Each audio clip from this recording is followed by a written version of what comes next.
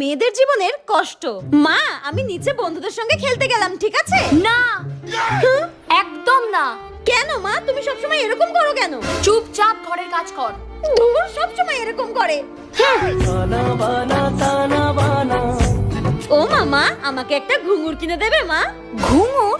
কেন? আমার না অনেক দিনের স্বপ্ন, আমি নাচ শিখবো।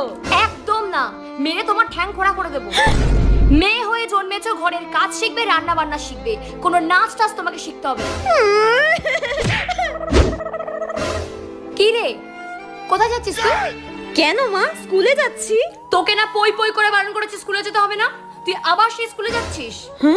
কিন্তু মা, আমি তো অনেক পড়াশোনা করতে চাই, পড়াশোনা করে ডাক্তার হতে চাই আমি। ডাক্তার হবেও? বাইরে কি হচ্ছে তা তো চোখে পড়ছে না?